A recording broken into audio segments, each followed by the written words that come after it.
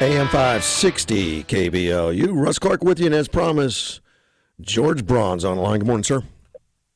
Yeah, I've been listening to you this morning. Back in my drinking days, I'd say, can I have whatever you're having? That sounds like... I appreciate that, sir. Thank you so much. George Bush? No, George Braun. I got it right. I got it right eventually. And you have Actually, for my birthday, a buddy of mine gave me a porcelain Tiffany, was it a cufflink holder from the Bush 41 library. Wow. Which is really nice. Yeah. You've got nice friends. Hey, yeah, well, one of the funniest things about this whole thing is that they say that this is historic. That's what Pelosi says about this impeachment. Correct. But it's the third time we're doing this. Can you name the third person to walk on the moon? No. Pete Conrad. Okay. He was a client of mine. He was one of the Gemini astronauts, one of the original 7. So anyway, but it's kind of interesting when they go through this. If you just read through what Schumer wrote and what Pelosi wrote during the last impeachment and what rules they wanted, and now all of a sudden, well, no, but that was then and this is now.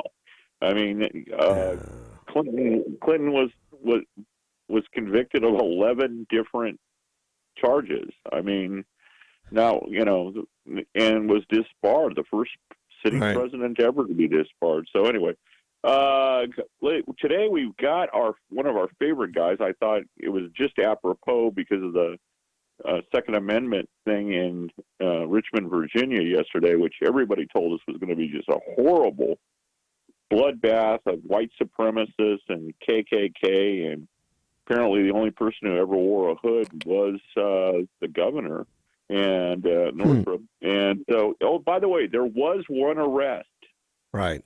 And it was an LGBTQ activist, black woman, or whatever. I don't know what she identified as, but she was wearing her mask, and that's one of the reasons why they think Antifa didn't show up. Was they said that they would prosecute to the highest area of the law anybody wearing hoods or masks. So if you were wearing a bandana, they told you to take it off.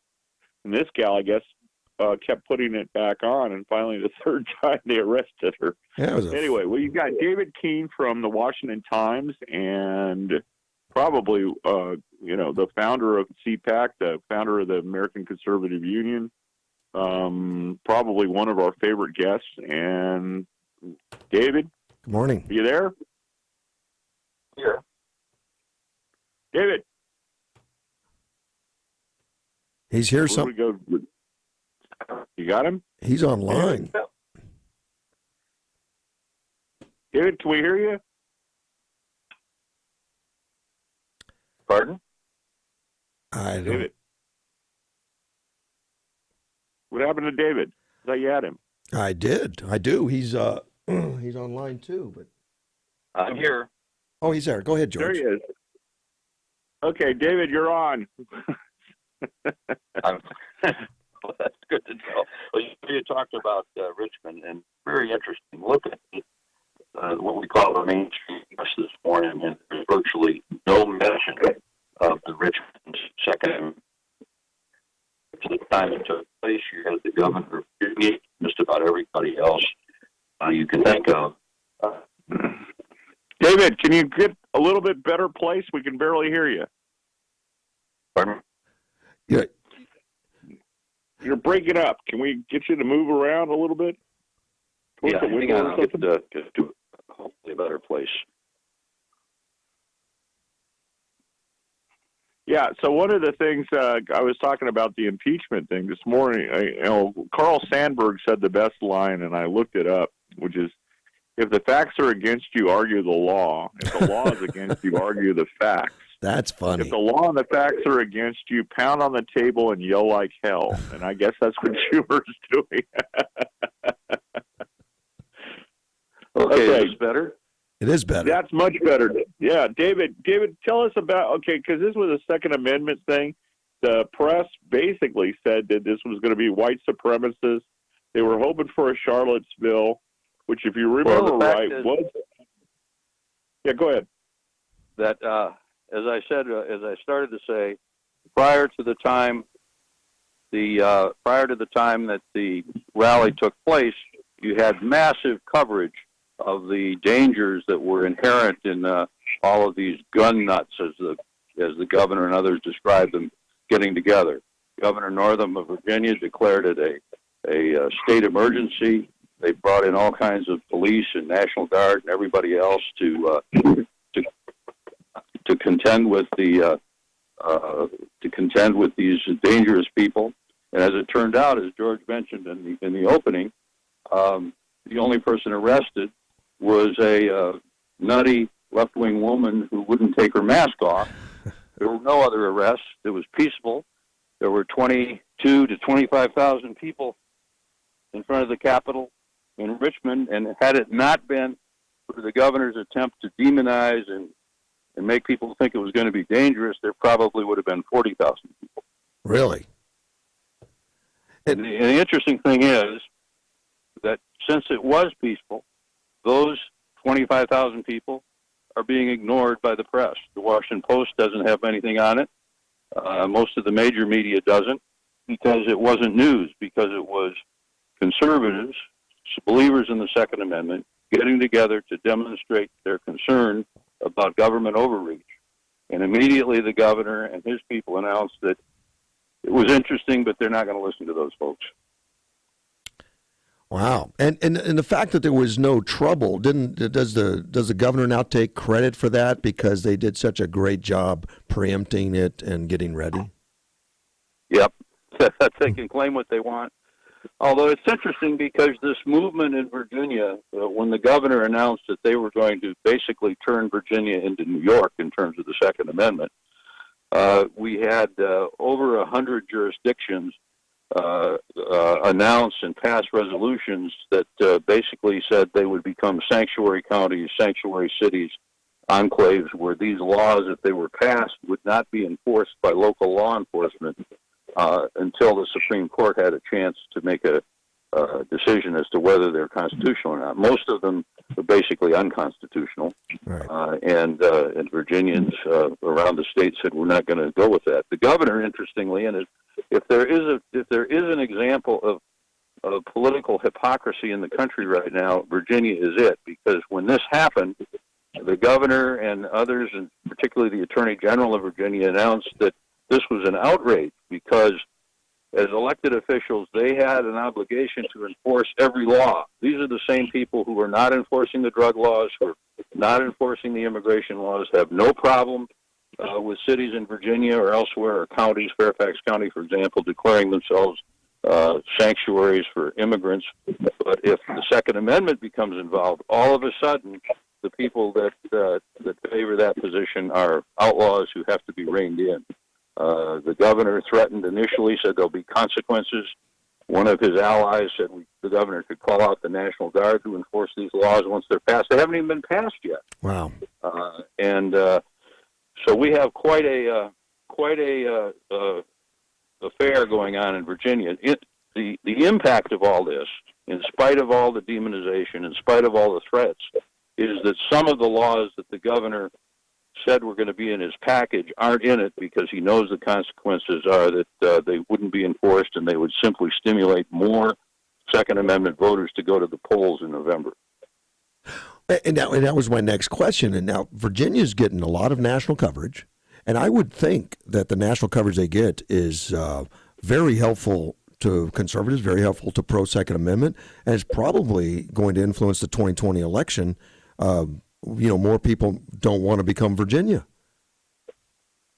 Well, that's exactly right. The other place, and tomorrow I'm flying out to Wisconsin, which is where I'm originally from, because the other state which turned around in much the way that Virginia did in the last election was Wisconsin, which now has a very liberal governor and a liberal legislature. And Wisconsin, like Virginia, is threatening to pass a package of these anti-gun laws.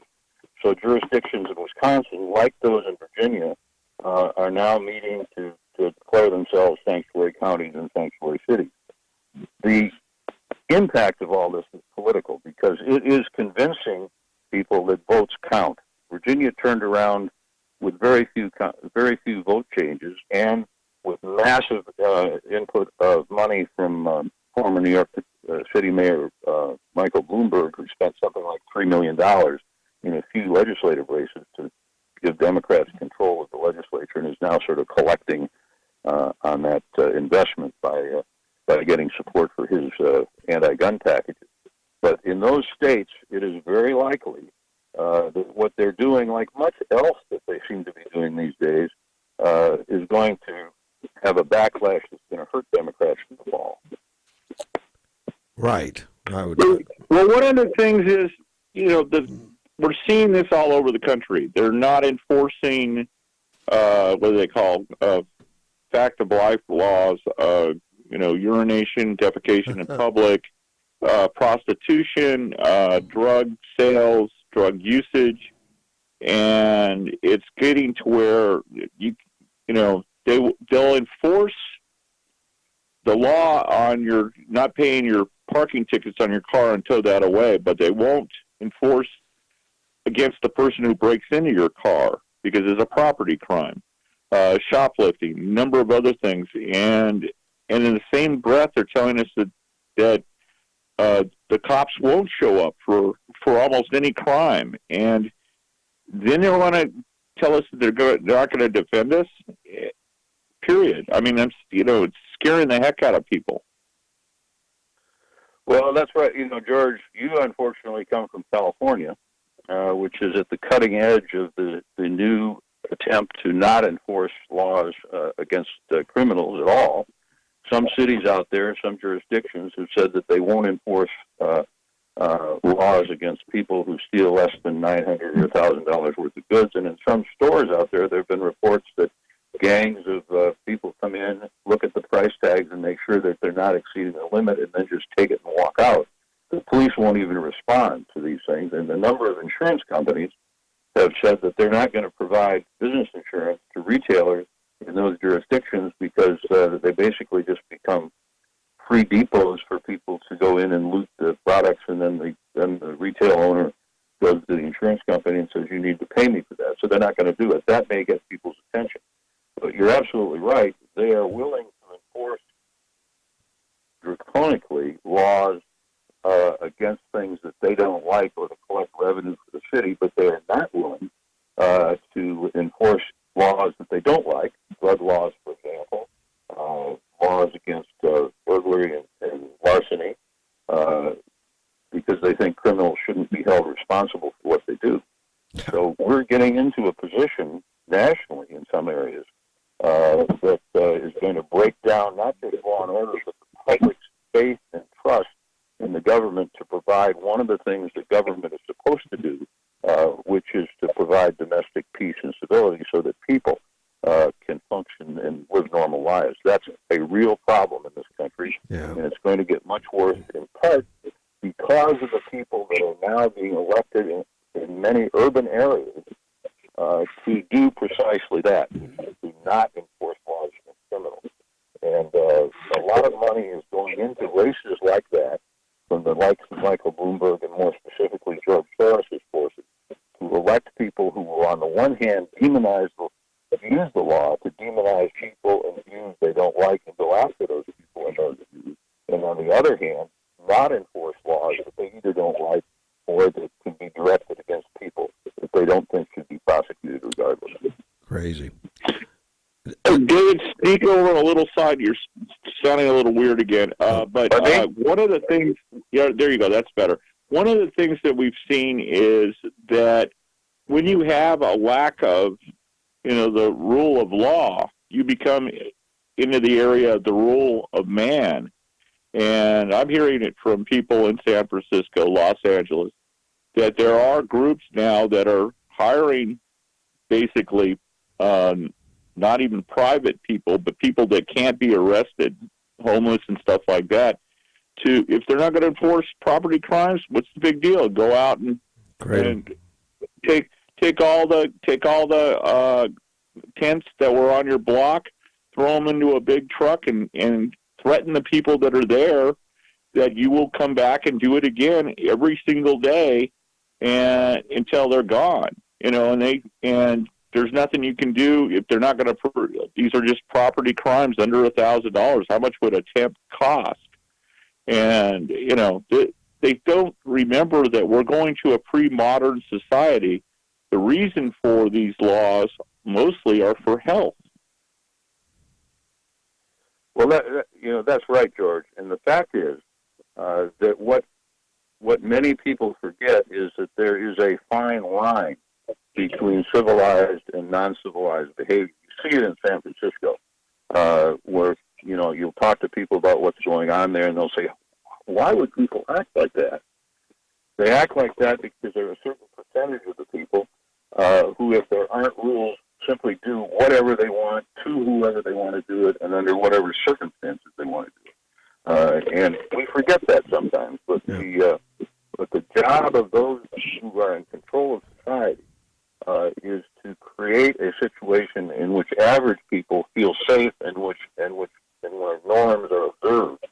And when that breaks down, civilization breaks down. We've seen it in other countries, and we can see it here. Absolutely. David, since impeachment's starting today, and I do want to touch on that, Mitch McConnell came out with some rules that didn't include dismissal to start off with, but basically mirrored a lot of the Clinton rules.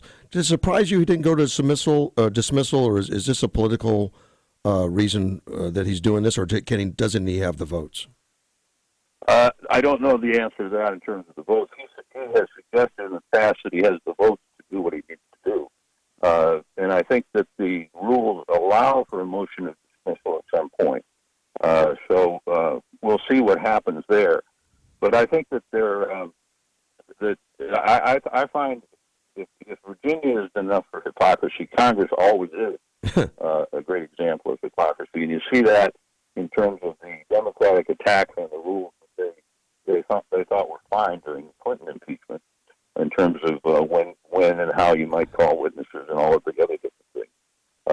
And their position now is exactly the reverse. And, of course, impeachment is basically a political rather than a legal undertaking, regardless of the trappings that are put on it as Congress proceeds.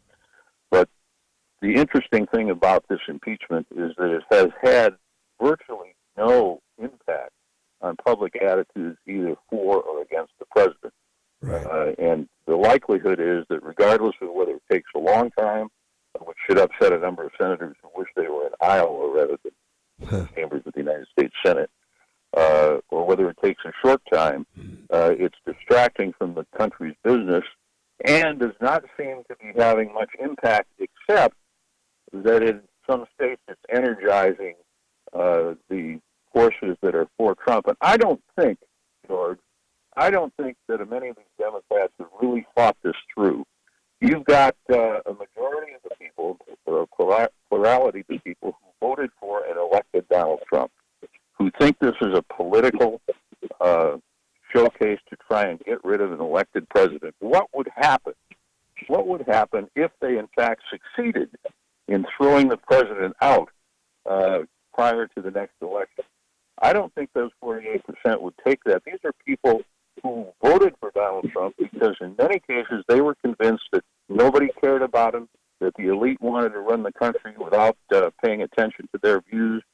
They were upset because elitist politicians demonized them, made fun of them, said they didn't count. And so finally they gather together, they go to the polls, they elect a president that they like, and then those very same people who've been dissing them for decades say, we're going to get rid of this guy regardless of what we have to do it. I don't think that if they succeeded, that they would do much to put this country back together. I think it would create the biggest political chasm and split that we've seen since the Civil War. Yeah. The strategy to make them go 12 hours kind of surprised me.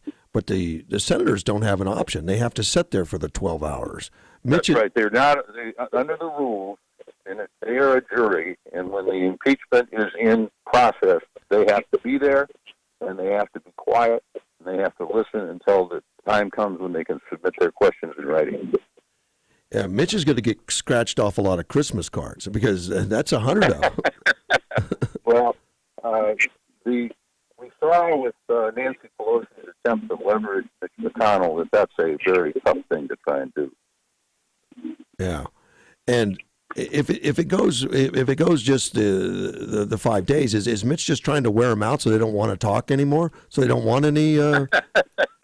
These guys are so tired they're not going to call a witness. To stop the senator from talking? Maybe not. Maybe it's wishful thinking. Well, you'd also get Bernie and Warren and whoever the other senators are off the campaign trail during this time. Klobuchar, Bernie, the woman from Massachusetts, and Bennett are still candidates, and they will have to sit in the Senate rather than go to Iowa. And then when you're talking about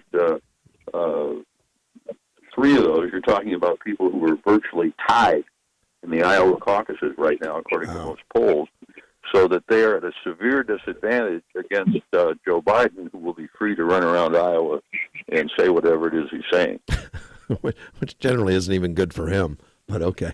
I don't think he even knows he's in Iowa. He might think he's in New Hampshire again. I mean, do you really believe any of these people have a chance against Trump, especially when the press has been mollycoddling them, not giving them hard questions? Do any Democrats have a chance against Donald Trump in this upcoming election should they win the primary?